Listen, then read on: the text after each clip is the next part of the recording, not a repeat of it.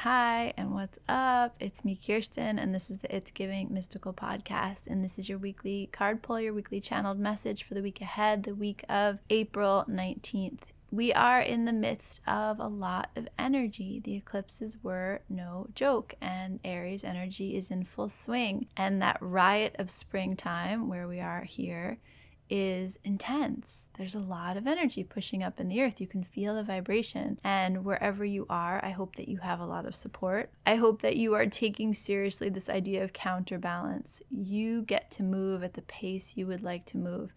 The 8-year, the Emperor month, the spring energy, the eclipse excitement of April, all of those things have momentum attached to them. They desire, drive, and movement, and momentum, and mastery. And sometimes we're up to the task, and sometimes we're catching up. And so there's nothing wrong with remembering that you get to decide the pacing of your life. Planning this party for my daughter, love her, love planning it, love parties. I am super stressed out about it.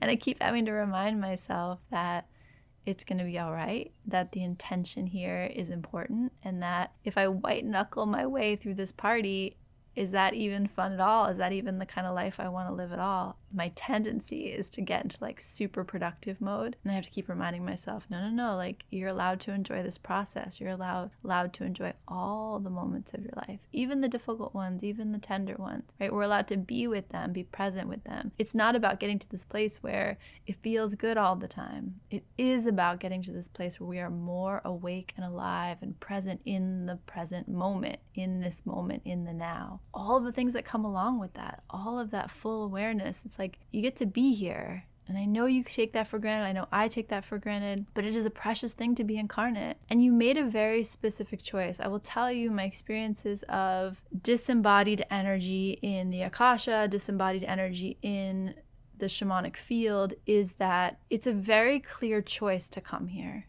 It's a very clear choice to say, I'm going to get in that body and live that life on earth. That is not something that happens haphazardly. It's not something that happens without your very clear free will and choice. So I say that not to be like, you asked for it, but to be like, you came here for a reason. Can you ground into this moment? Can you remember that? Can you enjoy the experience of being here? Again, not that it's easy, not that it's a joyride all of the time, but it is real and it is alive and it is tangible and it's full in a way that shouldn't be taken for granted. So how present can you be in that experience of living? And how much grace can you offer yourself when life is moving too fast? Can you say, I need this to happen a little differently? Can you recognize the amount of control you have in that? I say all of that because the last week we've just had is that star week. You might have realized some ways in which things didn't feel balanced or you felt carried away by life. You might have realized the ways that you were holding yourself back from receiving what you needed. And just like think about that for a second. The star energy is healing energy. It is the way the universe, especially the masculine ancestors, want to hold you and support you and embrace you and like nurture you, nourish you. Maybe you noticed ways in which that wasn't comfortable, or you didn't allow that, or that didn't feel safe, or that didn't feel appropriate, or you didn't feel worthy of that. Maybe some of that came up. Maybe also some reevaluation, like a shifting of your perspective to say, wow, maybe I can do this in a way that's easier. See me and the party I was just referring to. Maybe there's a way that you're allowed to enjoy all of it, even the difficult parts, even the challenges. Can you sink into this moment in a way that allows you to have more gratitude and awareness for how fleeting it is, how precious it is, how full this particular moment is, and then this next moment is. We just kind of rush through so much, and the star energy is trying to get us to stop, slow down, recover, recalibrate into a sense of how precious we are, how precious all of this is. Okay, so the week ahead, I have the 8 of Wands. I pulled the 8 of Wands for us. The 8 of Wands is so fast. There is no swifter card in the deck. Wands are speed, right? Wands are fire energy. They are our intuition, not even our intuition, our inspiration, our creativity, our passion, our sexuality, our desire, and it's hot and fast and quick. Sagittarius and Leo and Aries energy, right? It's moving. 8s are, as we've said, materiality. Let me see it. You talk about it, let me see it. Like you think about it, let's make it happen. 8s are the manifestation, the truth, the materiality of things. And like I've said, they move fast. There's no gap in an 8-year. There's no pause, there's no hesitation. It's just one thing and then one thing and then one thing and then creating and then creating and then creating and then manifesting and making real and happening and project and experience and part. It's like blah, blah, blah, blah, blah, blah, blah, blah, blah. That's an 8 anyway. You put the 8 and the wands together and you have very fast moving energy. The 8 of wands is the arrow that has been launched from the bow. It hasn't landed yet. It's in flight. And so there's this like big pause, this watching it fly. You have no control. The 8 of wands is the card of orgasm in the tarot deck, meaning it is the card of losing control. It feels really good. It feels amazing. But in the moment, in the experience of it, you have no control, right? You're like helpless and in full surrender, floating through space. And that feels good, but it is the opposite of control. And the 8 of wands is, I've launched these things, these ideas, these desires, this truth from my being. The world has launched things that it thought needed to happen, that it wanted to be created, and none of it's landed yet. And so we're all in this moment of, wait, what? In a movie when they shoot the bullet and then the bullet moves in slow motion, or they shoot the arrow and we watch it fly through the air. It's like this collective, what is going to happen now? That's the 8 of wands energy. It also came in reverse. And you guys know I don't really read reversals. I don't get caught up in that. But sometimes I'll pull a reverse and the card will say to me. Notice that I'm reversed. The 8 of wands reversed is a clog in the movement. It can be a clog in communication. It can be a clog in manifestation. It can be a clog in the swiftness of the arrow. There are no people in the 8 of wands. It's one of the rare cards in the tarot and the minor arcana in particular where there are no people. There's something about the 8 of wands that's both a deeply collective experience and a deeply personal experience. There's something about our individuality, our subjectivity that disappears, and that can sound counterintuitive, right? Like so collective but also so personal, but it's not, because if you take it full circle, right, if you dive so deeply into your experience, what you come to is oneness. What you come to is the collective. And if you dive so deeply into the collective, what you actually come to is what you thought was a unique experience. I saw this guy on TikTok the other day. He's like describing this video he saw of someone watching 2 raindrops race down the window. He's like, and I was watching this and thinking, I've done that my whole life. He goes, and then my second thought was, have I ever had a unique experience?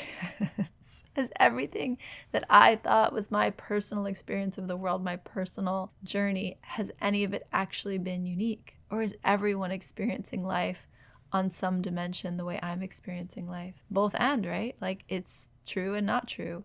Your experience is deeply universal and it's deeply personal. The 8 of wands, all of that comes up because it's like this collective hush over the crowd. The daredevil in the motorcycle, that's the energy of this week ahead. He's launched himself into the air. He's doing his flips and you're like, he's never gonna make it. That's the reversal. Is this ever gonna happen? Are we ever gonna get to the other side? Is there ever gonna be resolution? Is this ever gonna land? Am I ever gonna see this come to the world? Is it ever gonna show up here with me?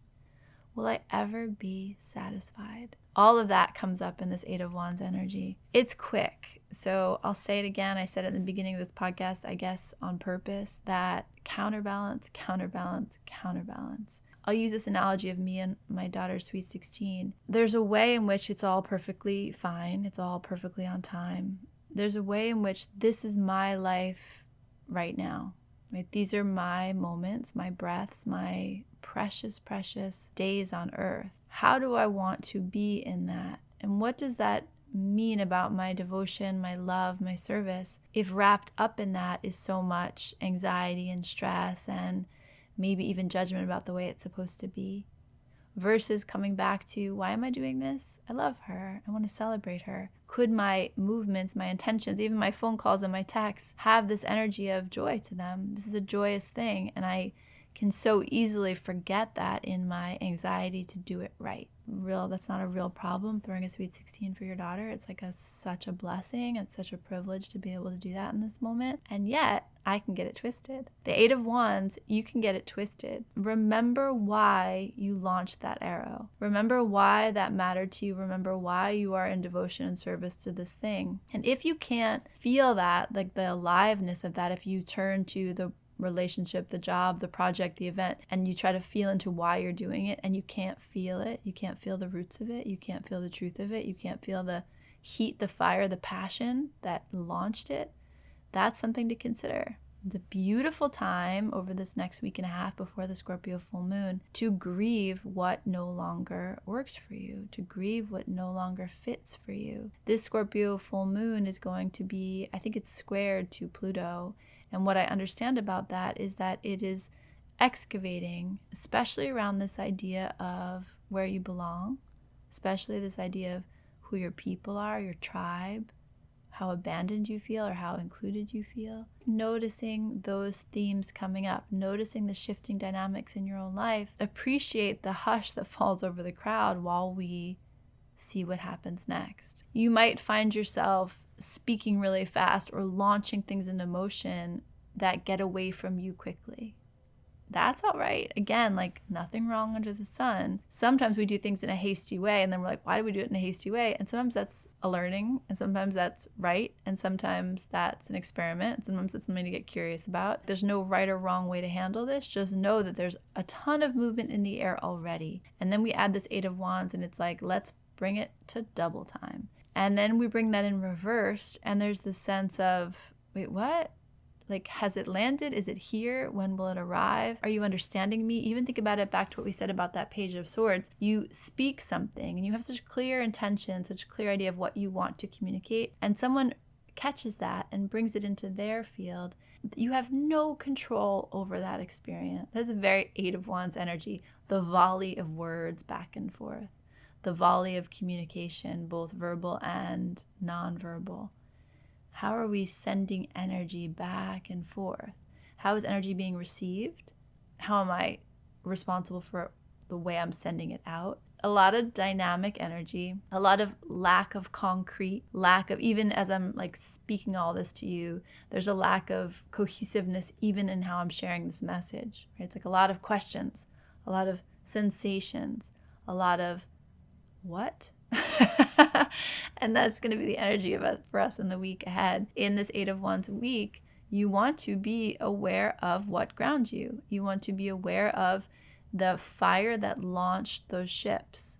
Was that they say about Helen of Troy, the face that launched 1,000 ships? Okay, why? Like, why did 1,000 ships gather at the shore and launch themselves out to sea? Why did you set this idea in motion? Why did you want to be part of this? Why did this matter to you? And investigate that, be with that. And when it feels complete, acknowledge that, grieve that in the way that you need to. Where it feels alive, recalibrate. Why? Why am I spending my precious time here? And then just know that you might get carried away. The world might get carried away. Energy might get carried away. People might get carried away. Words and expression might get carried away. That is part of the cycle of life, part of the cycle of being a human. As much as you can counterbalance that, as much as you can be patient with that, as much as you can have compassion for that. Sometimes things need to get jostled because it's time for them to get jostled, and there's nothing wrong with that either. A lot of heat, a lot of movement in an 8 of Wands week, and because of this reversal, you could read the reversal as a stall in that, like I said, but it feels a little bit more like a pause. It feels like a hush goes over the crowd. That's the language that I keep like hearing in my head. And you're just like watching this kind of crazy thing happen, this stunt happen.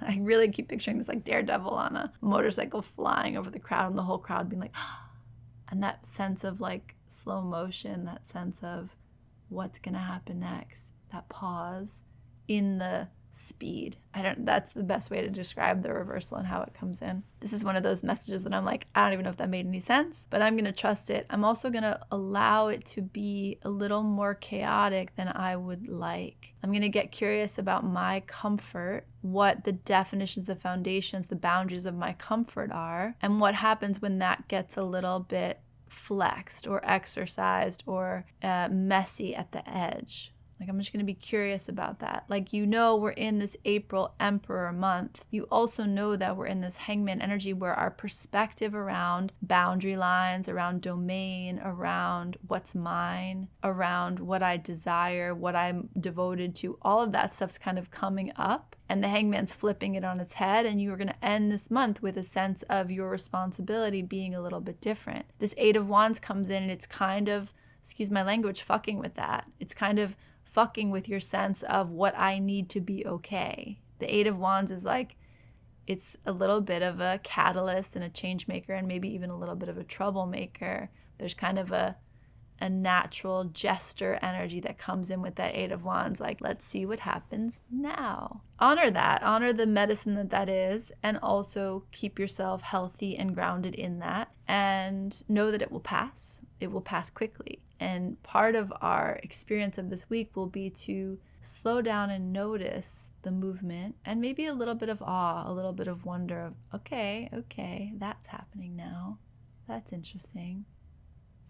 I wonder what will happen next. Okay, I hope that serves you, and I send you a lot of fortification in this week ahead. Enjoy these last, whenever you're listening to this, these last moments of that star energy. Maybe reach back your tethers and kind of hold on a little bit to that foundational, nurturing energy that offers us as we move into this space where things are going to get a little more unknown, a little more exciting, a little more chaotic, and also a little more awe-inspiring. I mean, the cool thing about this Eight of Wands is that messages might come in that you never saw coming, and there might be the sense of, I keep seeing it, the whole crowd hushed, slow motion, motorcycle flying above the crowd, like, what is happening? How is that even possible?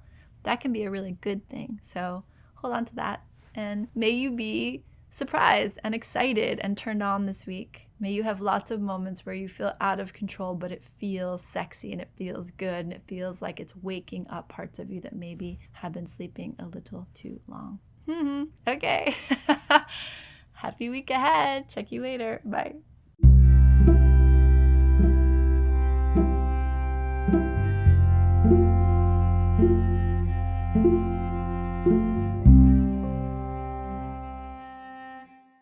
It's giving everything is sacred.